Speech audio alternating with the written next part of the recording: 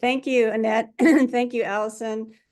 Yeah, so I think it is complicated, but I think what this conference helps us see is that we are getting new data to address many of these different issues. And so, I wanted to talk about a few things that have been presented and highlight some things that are coming up that are embargoed, but I want you to go and see because I think there's a lot of important things on the horizon. And just going back to the plenary yesterday from Nellie Mugo about cervical cancer. She reminded us about the importance of cervical cancer worldwide being the fourth most common cancer in women, and for women living with HIV, higher rates of having HPV, the virus that's associated with cancer, higher persistence of the virus. And this is a disease for which we now have a vaccine that is so effective. And I think if you're thinking about across the lifespan, anything that we can do to facilitate vaccination of young women, screening for cervical cancer and improving treatment is so worthwhile. And it was such a juxtaposition between the talk about the HIV vaccine and then the talk about a vaccine that's here, that we have now, that prevents cancer, prevents cervical cancer, and we still can't figure out how to get it to people who can benefit from it the most.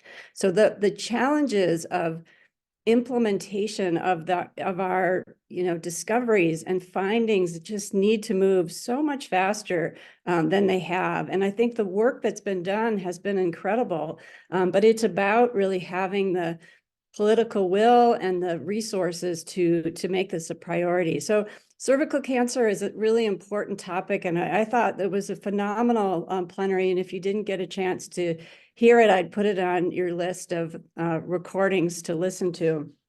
I think that, as we think about aging with HIV, there are a lot of different challenges that we face as we age and that people living with HIV face, and it has to kind of be personalized. What are the issues that are most important to you, and maybe the challenges that you have a higher chance of encountering, and making your own personal plan about what you can do. And I think at this meeting, we are hearing a lot about cardiovascular disease as one of those things. We're hearing and learning about weight gain as another. And I'll talk about those a little bit. But we're also hearing about HIV treatment, maybe for the first time in a while. It's a lot of new data on new drugs and new strategies in development. And that also has to continue to be at the core of how we optimize living healthy over a long period of time, is that we are getting some new regimens coming along.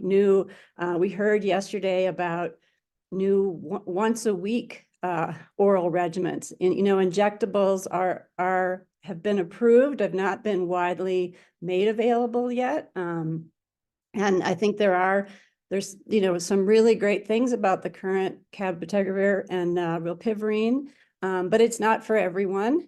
It's not for people who have hepatitis B, and it's not for people who've had resistance to the NNRTIs, but there are other things coming along, and I think that's really encouraging.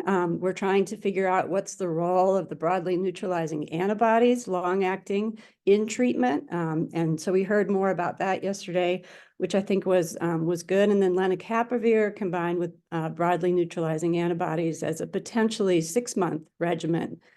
So these things are still in the early days of being fully developed, but I think there's hope that drug development for HIV is not stopped, and that we are continuing to look for new ways to make treatment easier, and to have more options. As Allison was saying, it's about choice and what's going to work best for individuals. And then we heard the really exciting, I thought, study about long-acting cabotegravir and rilpivirine in the African context from Sissy Kicho was supposed to be doing the presentation from Uganda, but was unable to get her visa. And so Nick Patton gave the presentation. And that study, demonstrated with the more of a public health approach that for people who are suppressed on treatment with TLD, tenofovir, lamivudine, and TDF, that they could switch to this if they didn't have hepatitis B. And that was a big thing in the study, that they screened 1,000 people, but almost 400 couldn't be enrolled because they had measures of hepatitis B. But for those who did enroll, they did just as well. 96%, 97% remained suppressed, and they only checked the viral load once every 6 months. So that was really great to see some progress in that regard. So I just wanted to just make a few points about HIV treatment, because that was already presented, and I could talk about it.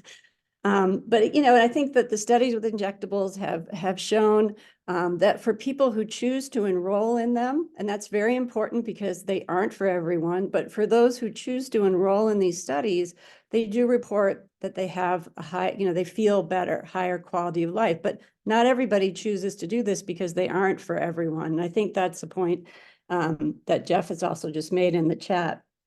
So in terms of other topics, I think one thing that we don't talk enough about and pay attention to enough about as a health-related behavior, and that's our sleep.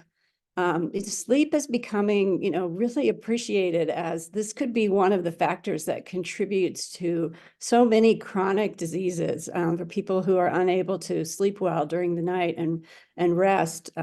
May contribute to inflammation, depression, weight gain. So understanding what are the factors that influence sleep disturbance in people with HIV is a really interesting topic. And there was just one poster about sleep apnea, which is a condition where you wake up during the night because you stop breathing, sort of. And that was not more common in these clinics in the Kaiser system in people with HIV. But there were people who had HIV that was not well controlled, maybe had a little bit more frequently. But I just think seeing more stuff about sleep was good, and I hope that that continues. And then finally, the cardiovascular disease, there's a lot at this meeting, and there's a lot today.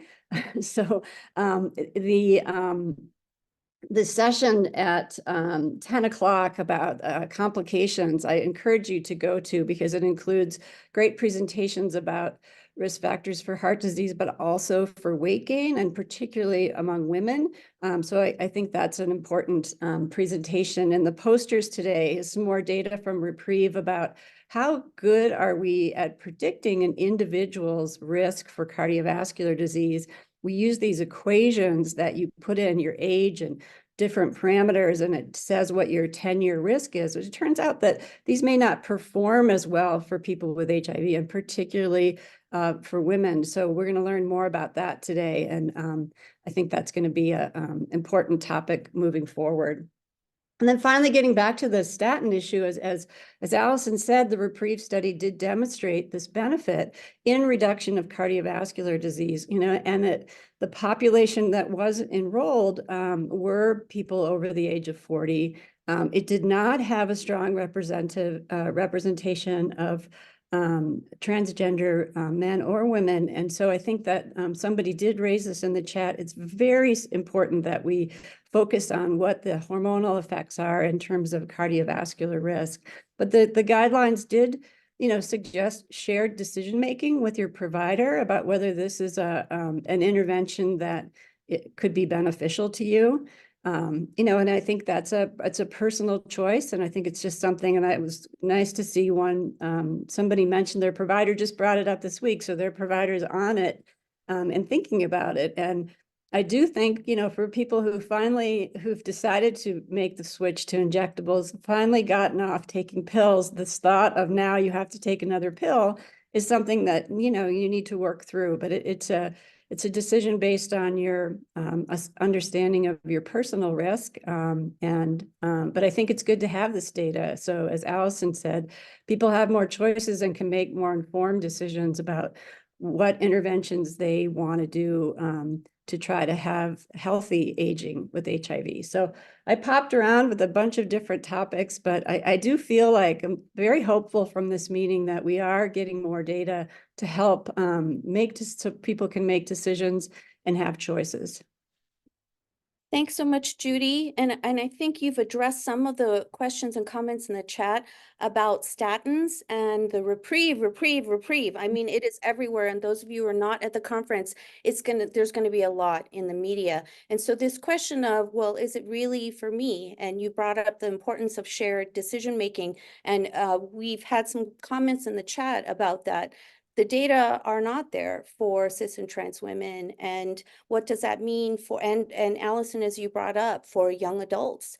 And so and then there were questions about vitamin D supplementation and other pills, and just adding to the burden of these data. As you said, the trials are there, as was mentioned by Nina in the chat. These individuals make up these trials, but these trials are not everybody. They're a representative sample. So Allison and Judy, can you share a little bit about that and kind of respond to those questions or comments about when the data may not fit in individuals' personal health care requirements, and also about supplements and data on that, if there's anything at the conference? Oh, go ahead, Judy. I see you. No, you can go ahead. No, I mean, I think I can't underscore not the importance of shared decision making. I think, certainly there are, no matter how good we do with trials and recruiting people, there is always something, right? There is not representative, these people or that people. I think we've gotten better where we have better representation of diverse populations, but it's not always perfect. And as you all are pointing out in the chart, in the chat, that I don't see myself here. And so can you just extrapolate this to me? And I think this is where it absolutely is important to not just receive, but to engage. And if your provider is just having you receive information, then you have the wrong provider. It should be an engagement. It shouldn't be, this is the only thing that you can do. And I think Nina is very vocal about, this is suggested, but I don't think this applies. And that is okay. I think actually it is about choice, and it may not be the right choice for you with all of these things that we're talking about. In terms of the question of vitamin D supplementation, I have brown skin, and we certainly know vitamin D deficiency is more common in those who have melanin, more melanin. And so I do see a fair amount of vitamin D deficiency in Baltimore, where I practice. And from the young to the very old, I take care of the whole spectrum. And I think, again, this is one, it is hard to take. It's once a week. It's hard to remember. But I do feel, and there are studies to say that vitamin D can impact all kinds of things, from metabolism to fatigue to what have you. And there are times where you take it to the personal, where people feel better when they do get supplementation. I think not doing it for longer than you need to, or making sure that you're, again, sharing decision making and following up is important. I didn't see a lot on vitamin D at this conference here today, but it's certainly at past conferences, there's been lots on vitamin D, and certainly depending on, again, what's happening with your bones, what's happening with lots of things, I think important to have those conversations with your provider. Thanks. Yeah, I don't have a lot to add to that. I think it's hard to make a general proclamation about the importance of it. Despite the fact that we've seen low vitamin D and it's been associated with lots of different things, really studies have had a hard time showing, other than for low bone density, that giving it changes that outcome. But I think it is an individual thing, and so I think it has to be made sort of a one-on-one with your provider. Thanks, Judy. So why don't we look at Andrew's question kind of about what is happening now as people are aging into their 50s and into their 60s. People are retiring, maybe moving around in their local countries. What should we be advocating for in terms of services and support systems in more rural care facilities? So any thoughts about that? I know that you're speaking from the US perspective, and it may be a little bit different from Malaysia, where Andrew is, but any thoughts about that? Yeah, I mean, I think it's really hard about just the fractured healthcare systems we have globally, and in many places for people living with HIV, the focus is just on the HIV medication and the delivery of that medication, and not all the other services and things that are needed. So it's a very challenging issue, and I think that as people age and migrate, I think it is something that we're not prepared for in terms of how to manage some of these issues. So I think it's a big issue that needs more attention. Yeah, I'd love to add to, oh, sorry. I mean, I think, certainly the context matters. And I think, particularly we have fractured healthcare system, but also depending on where you are, the sort of the structures of families where people are available to actually support people as they age don't exist for some places, and isolation is a huge thing. And so I think, a lot of the services that Andrew alluded to that are needed to support people beyond medications may be covered by Ryan White, case management and things like that. And that funding is being threatened. So I think are there things to do? It's to advocate for funding and to be expansive in what that funding can do to support people as they go on to live and to try to optimize their aging with HIV. So a really important question and an opportunity for advocacy. Thanks, Allison.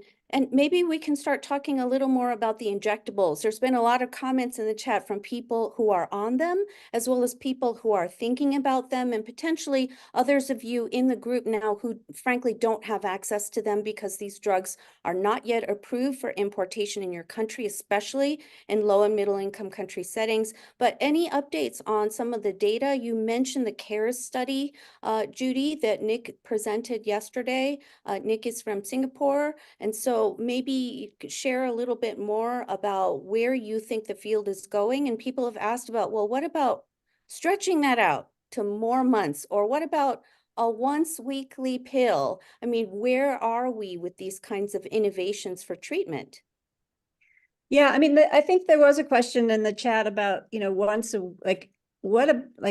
a week pill, is that going to be a game changer or not? And I think it goes back to this issue about having choice. I think for some people, taking a pill once a week rather than once a day could be something that was found to be, an advantage, but for others, not so much. You forget, you might forget. And so, I think this is an area where one size doesn't fit all. And our currently available injectables are not available everywhere, as you highlighted, but the cabotegravir-rilpivirine combination, it does have limitations.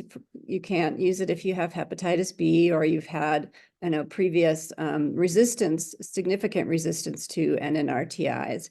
But if you've been suppressed on a regimen, without that, you can switch. And we're going to hear more later this week about people who've had challenges to adherence in the past, but are able to become suppressed on an oral regimen, being able to utilize and benefit from this. But that's not till Wednesday, so I can't really talk about that yet.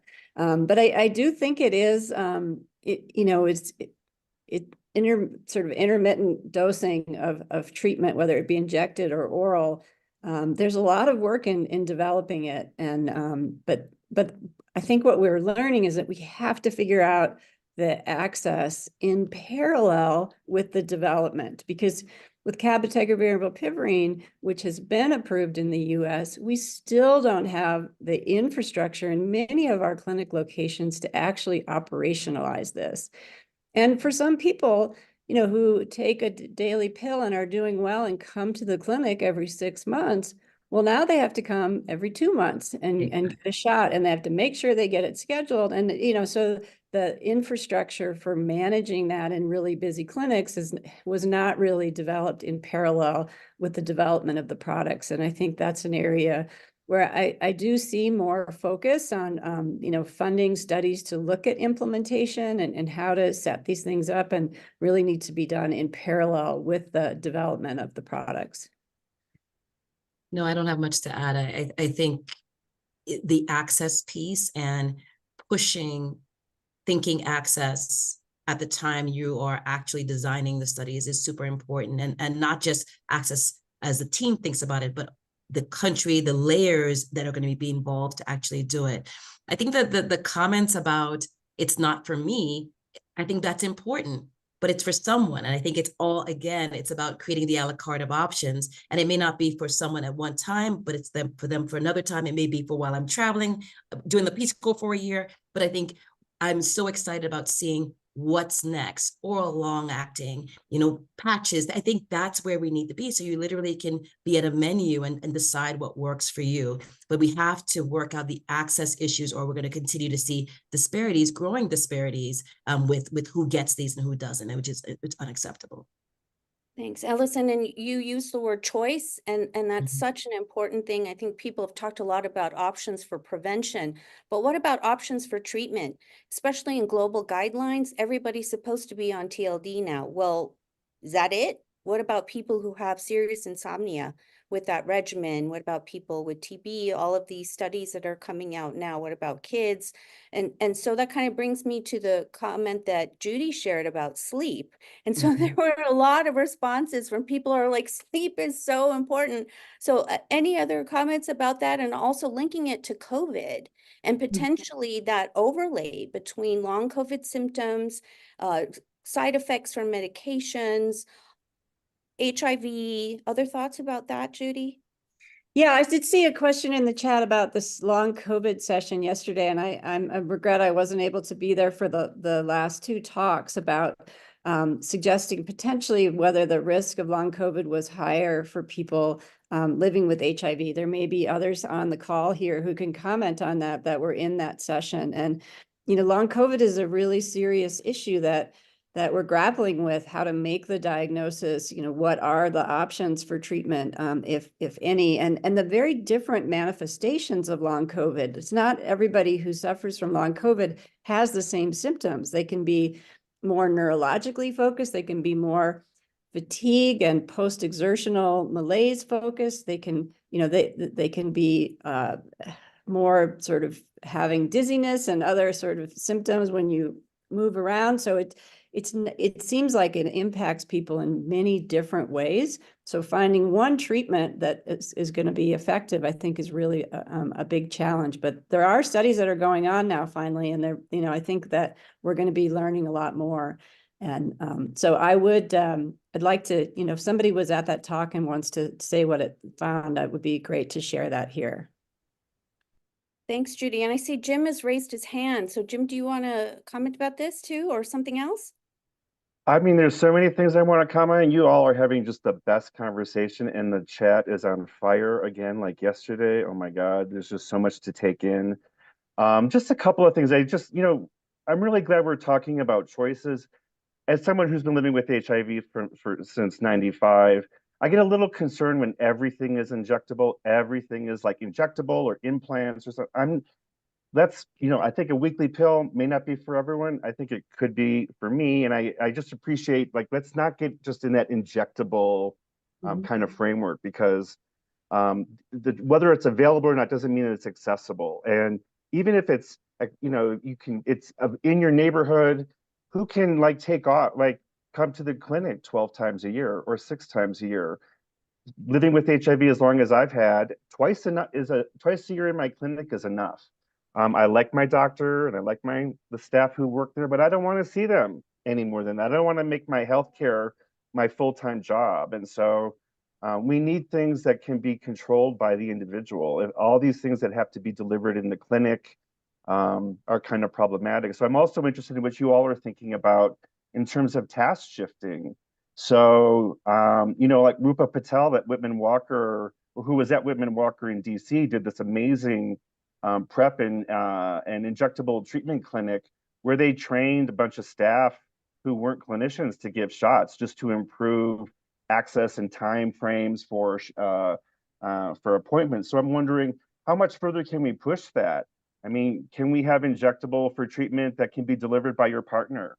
By the nice neighbor lady who will happy to give you a shot in your butt every month. Can we move task shifting outside of the clinic into the home, so I don't have to ever leave other than to see my doctor once or twice a year?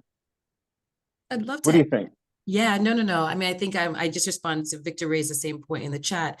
And I think there is a move to do some of this. I know in our state, our pharmacists actually petitioned the board so the pharmacist can actually give the injectables. So you don't have to actually have your provider do it. Because honestly, if you're going to have your provider do it, we don't give shots usually. And so you don't want us giving the shot, right? So it's a nurse or there's some sort of process.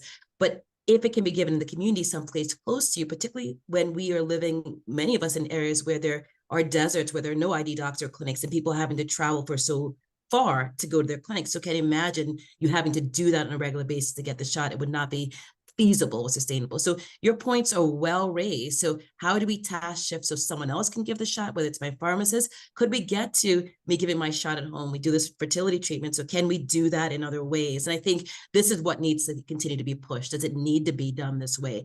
Asking those questions and pushing the envelope. Thanks, Allison. And I think Mitch put it in the chat and kind of addressing this. There's a difference between developing biomedical options and delivering feasible choices. And that's not just here in the US, but also around the world, as has been mentioned. So Jeff, you have your hand raised. Go ahead. Yeah, thank you. So there's been a lot of talk about kind of the behavioral things we can do. And certainly in the setting of control the HIV, other than having all these comorbidities happening earlier, we're not that much different from the general population. And there's a huge body of research out there, but it needs to be validated in HIV. And this often requires really big studies. We did it with Reprieve. And I'm wondering, where is the political will to make these studies happen so we can get the data we need? Because, prescribers can't write prescriptions. They can't. Policymakers can't fund, use Ryan White monies for gym memberships, things like that, unless we've got that evidence to support those choices.